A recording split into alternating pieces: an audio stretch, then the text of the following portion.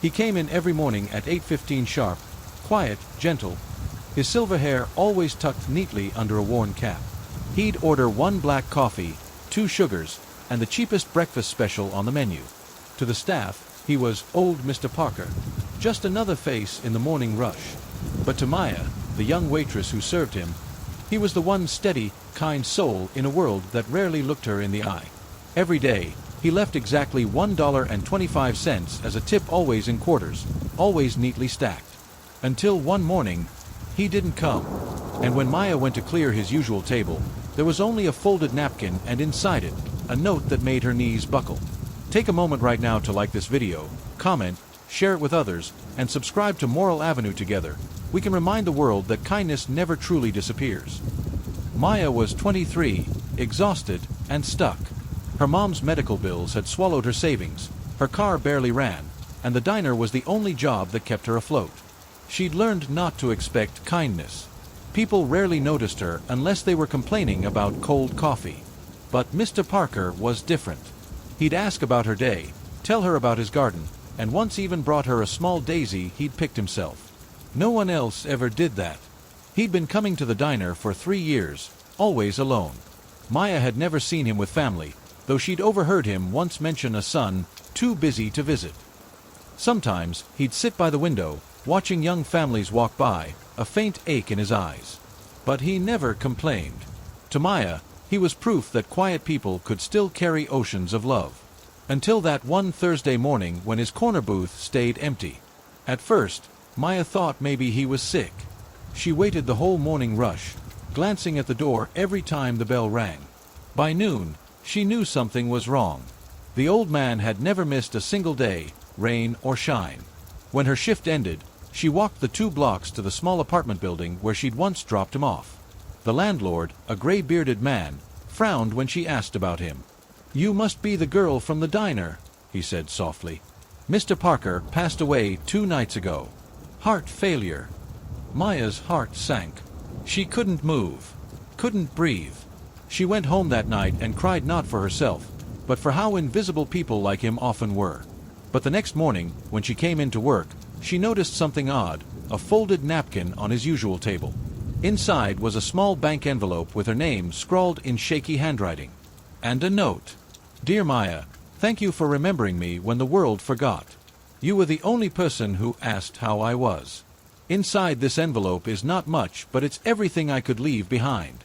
Use it to chase the dream you once told me about, the one you said you'd never afford. Parker." Her hands trembled as she opened the envelope. Inside were 5 $100 bills. Maya couldn't stop crying. Not because of the money, but because he'd listened. Because even when no one else cared, he did. A week later, a lawyer showed up at the diner. He asked for Maya. Apparently, Mr. Parker had left a will.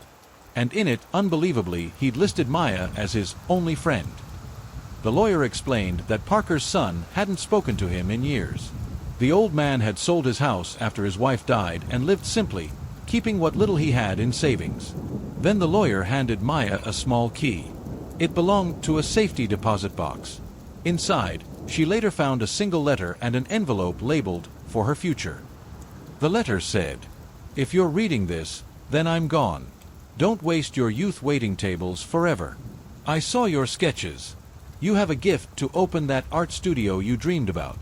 Let others see the beauty you carry." Inside the envelope, $20,000 in cash.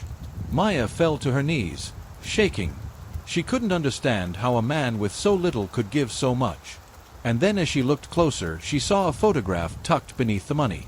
It was Mr. Parker, standing beside a little girl in a diner uniform, smiling.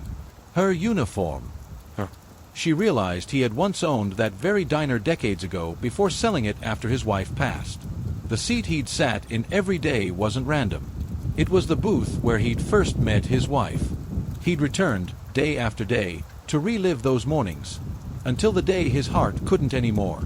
Months later, Maya stood outside a small art gallery with her name on the sign above the door, Parker and Bloom Studio. Every painting inside was inspired by moments of kindness she'd witnessed, strangers helping strangers, old men smiling at waitresses, hands reaching for one another across pain and time. and right at the center hung a portrait of Mr. Parker, holding that single daisy. As customers walked in, Maya would tell them, "He taught me that the smallest acts of kindness can outlive us all." But sometimes, late at night, when the gallery was quiet, she'd swear she could feel him sitting in the corner with his coffee and 2 sugars, smiling, proud.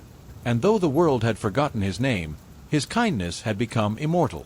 If this story touched your heart, make sure to subscribe to Moral Avenue, where we uncover the truth behind the moments that remind us we're still human.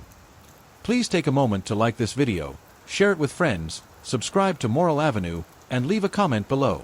Your support helps us continue spreading stories that inspire and heal. Before we end, I have one special request: comment below what you would have done if you found that note. Thank you for watching Moral Avenue. Moral: the smallest act of kindness can echo for generations.